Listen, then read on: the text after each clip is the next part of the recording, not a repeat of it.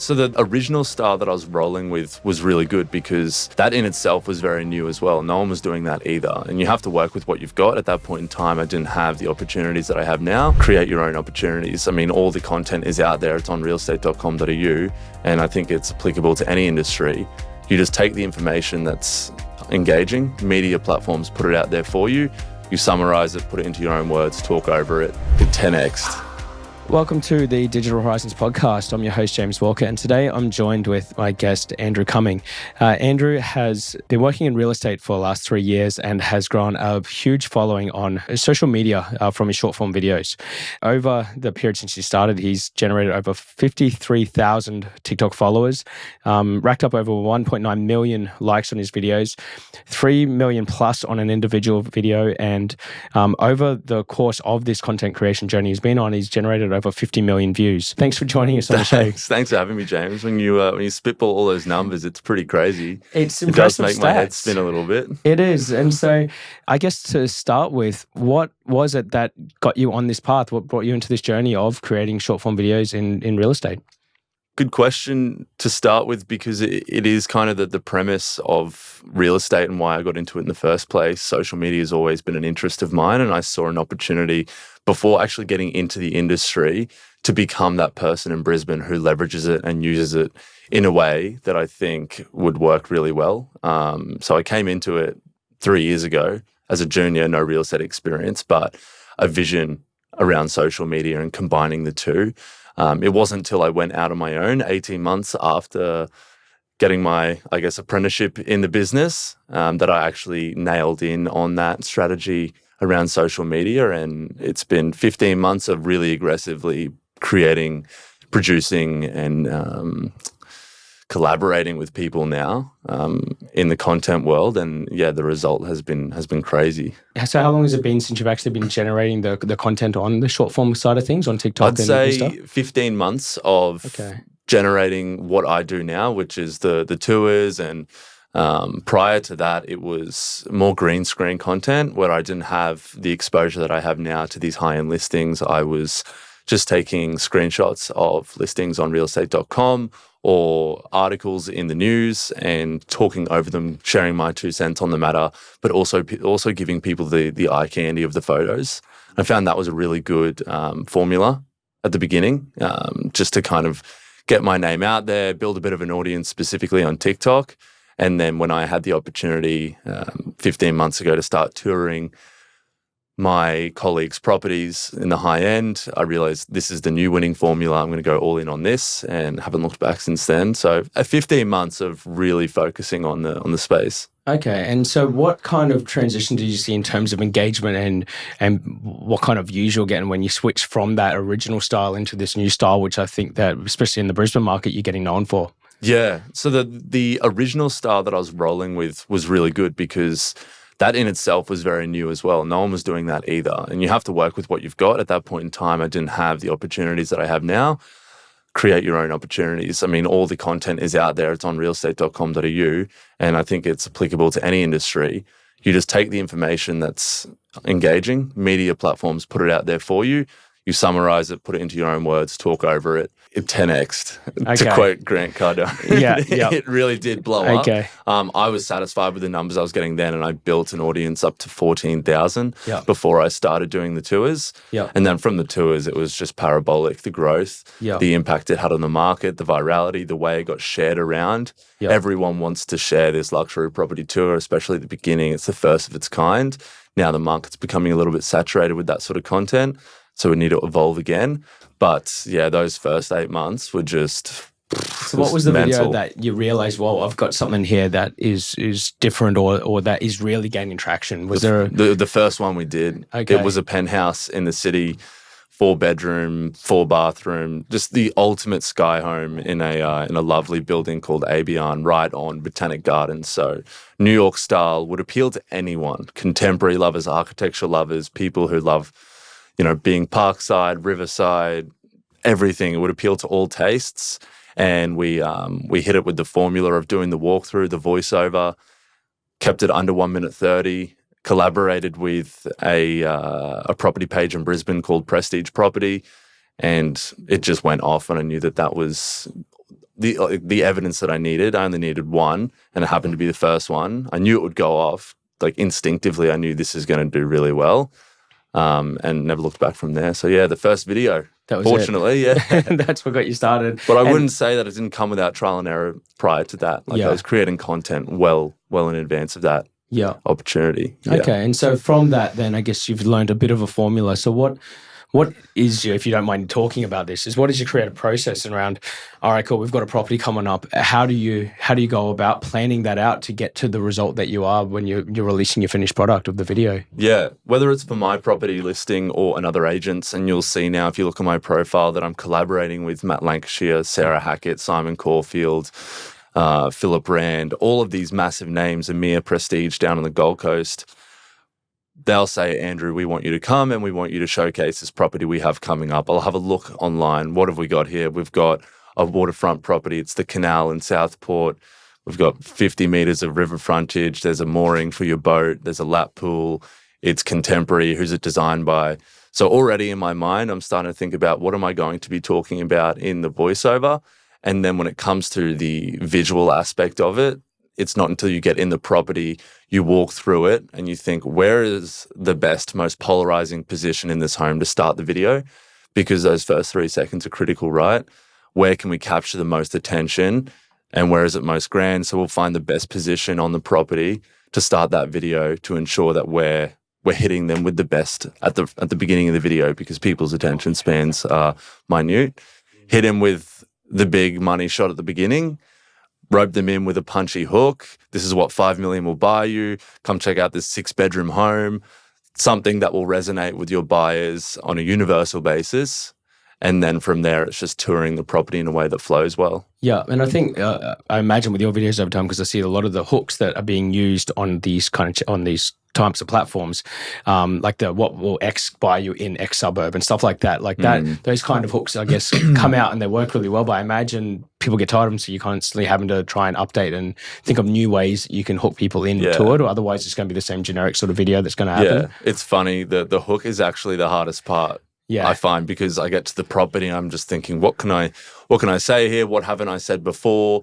I don't want to overuse something. Sometimes you can't even talk about price because that's pretty sensitive in many campaigns. 80% of the campaigns that I represent, we can't talk about price. So I can't use the whole, here's what 10 million will get you. Or so we got to think about something else. Like, have you thought about living the ultimate holiday home on the Gold Coast or whatever it is? We'll come up with something. But it does take a lot of thinking and a lot of spitballing ideas until we get it. That's actually a fairly time-consuming process. Well, that's the make or break, isn't it? Like, as you said, it's that first few seconds that people are going to pay attention to. So if you get that wrong and you've got the whole video looking perfect, potentially you're going to miss a lot of views. Yeah, that's 100% correct. And there's definitely been videos that haven't performed as well. And I put it back down to that initial hook. Those first 3 seconds, did I get them with the best line? Did I hit them with the best view of the property?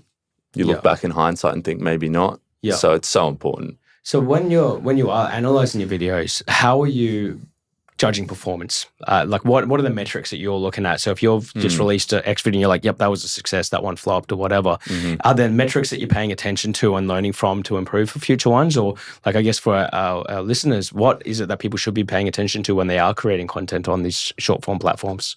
Engagement's a massive thing. And it's not just great video, cool property. It's people having a point of view. So stimulating a conversation, stimulating a point of view, and actually inviting and nurturing that conversation in your comment section, I think you would agree, is the key to parabolic virality, is to have a comment section that turns into a thread of opinions back and forth.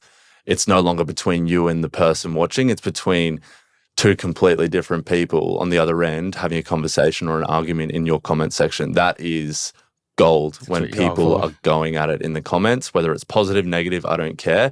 It's pushing the video further and further and further.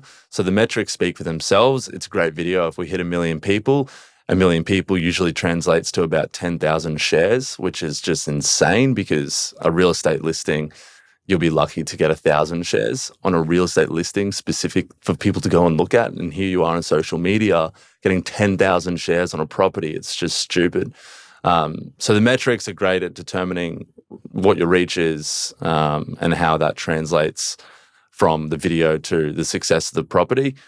But the biggest thing that I would try and aim for and encourage in anyone creating content is to get people commenting, whether it's you giving really insightful comments back to someone who asks a question, which then maybe you give them an answer and a question that follows. Keep that conversation going, or invite people in the caption of your video or in the voiceover of your video to share their opinion. What do you think it's worth? What would you pay for it? Do you think it's overkill having 3 media rooms? All of that stuff. Like, people love to share their 2 cents on the internet, especially TikTok. Yes. And so how do you find in terms of platform performance? Are you seeing that some stuff just works better on TikTok versus Instagram? Or what's your favorite in terms of where you know you're going to get some really good traction with? And are you creating the content based on the platform you're going to release it on? Or is it more just same video, place it across 3 and you see it will work differently across the different ones? Yeah, exactly. The latter. It's creating a universal piece of content that can go on everything. Yeah. And it's now really hard to pick which one is going to win, as in which platform is going to push this piece of content the furthest. TikTok can happen within minutes. 1 minute, it's 300 views. 30 seconds later, you refresh it, it's 5,000. 30 seconds later, it's 11,000. 30 seconds later, it's 50,000. 30 seconds later, it's 120,000. You come back 2 hours later after dinner, it's at 600,000. Yep. That doesn't happen on Instagram. I haven't experienced that. Instagram is much more of a slow burn. Not sure if that's just because of the usability of it, but things get shared a lot more on TikTok because it's just the user behavior. People share everything on TikTok. If I open my TikTok inbox, I've got 16 videos from when I was last on there that have been shared with me. Instagram, maybe 1 or 2. So it's the consumer behavior that makes TikTok so viral. But it's hard to pick which video is going to do best. I can't pick it anymore. Yeah. Okay. I get surprised sometimes. Yeah. And are you posting on Shorts, YouTube Shorts at the moment? I have tried Shorts. The problem with Shorts is the video needs to be under 1 minute. Yeah, that makes it harder. It makes it really, really challenging because these properties are huge, and I'm flat out trying to get it under 130, which is the benchmark that we always need to go for. Yeah. So YouTube Shorts has just been like, I wish they would change that. I don't know why they don't. If it's good content, why not just like pump it up to 90 seconds? Yeah. I think it's an opportunity that they're missing out on. Yeah.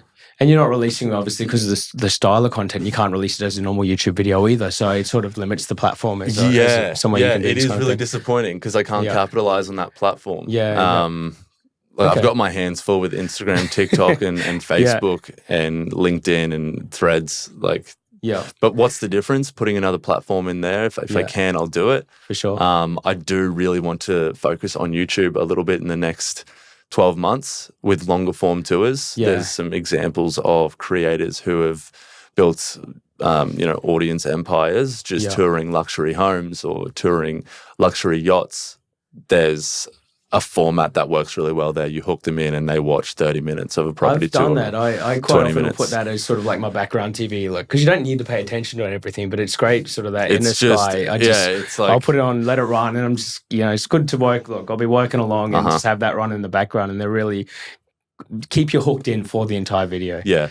And I've produced a few of those. I was fortunate enough to have an opportunity to go through Casa Esprit, a home on the market designed by Greyer in Hamilton.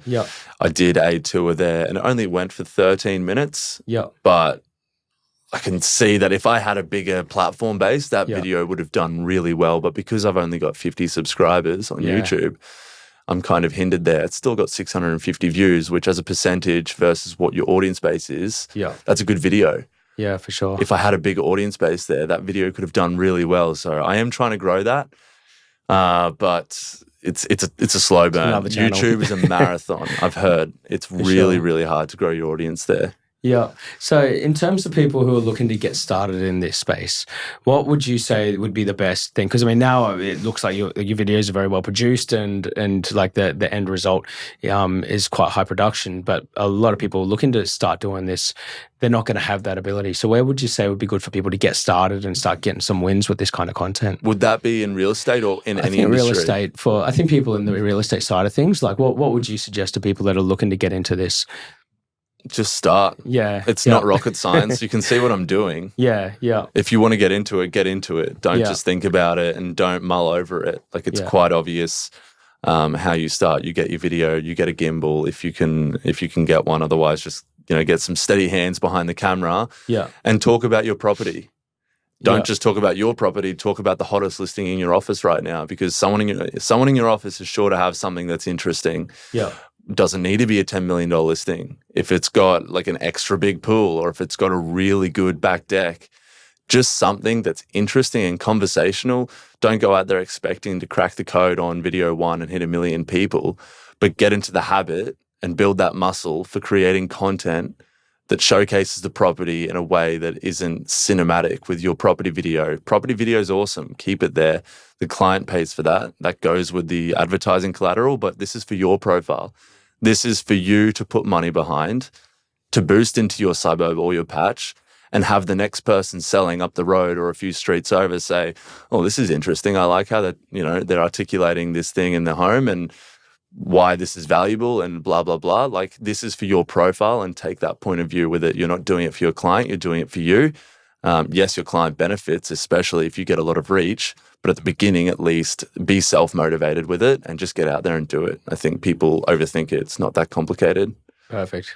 Yeah, that sounds like some great advice for anyone. So, out of interest, how did you get the name Brisbane Agent? Because, I mean, that kind of been easy to... It was available. It was available. Yeah. That's like, because that works like I mentioned before, like I've been at a party with yourself and some of the people from my team, they're like, hey, it's the Brisbane Agent guy. And it just works so well. Yeah. And so I guess it was, it was not luck. It was just available. So it was great that you were able to access that. Yeah. It was just pure coincidence and sheer luck. When I first got into the business. Yeah. My username was Mr. Luxury Property. Okay. And I was, like, that's pretty obnoxious for someone with no real estate experience. Yes. But I was joining into a high-end architectural team. Yeah. And I think I may have brought a little bit of embarrassment to him and his team by rolling around with that username. Yeah. So I ditched that one, went to my personal name. And then when I went out on my own, it was time to, flare up and reignite that personal branding spark that I got to do when I eventually went out on my own. That's what you get through. And I checked and it was available, and I was like, oh, hell yeah, I'm going to take that. That's pretty generic and attractive. It definitely works. Like it positions yourself as, it's very memorable, and it works within especially for the local market, because I guess for where you're trying to build the reputation, like just having those two words in the handle just makes it spot on. Yeah, I think Brisbane's hot as well. So I'm betting on the fact that not just Sydney, Melbourne, but other countries will actually recognize Brisbane Agent, because I think Brisbane is an upcoming city. I mean, the goal is to become a worldwide city prior to the Olympics, and there's so much happening in our city infrastructure-wise, and it's going to become more relevant as we get closer to those Olympic Games in 2032. So I was kind of betting on that as well, just something generic. Yeah, it's not my name, and I might lose some business because they don't know who Andrew Cumming is. They just know Brisbane Agent. And when I call someone saying it's Andrew Cumming, they can't connect it to Brisbane Agent. Yeah. So I am in a little bit of a sticky point where it's almost like, hello, this is Andrew Cumming, Brisbane Agent. It's Brisbane Agent, yeah. You may have seen my content. It's a grey area that I'm dealing with, but overall I think it's worth the trade-off. Yeah, for sure. Yeah. Okay. Well, Andrew, I think we might leave it there. Thank you so much for your time today joining me on the podcast. If anyone does want to reach out to Andrew, you can find him at Brisbane Agent on all platforms. All platforms. Everything. Yeah, secured the bag. Perfect. Thanks for having me, James. No worries. Thanks, Andrew. Bye. Bye.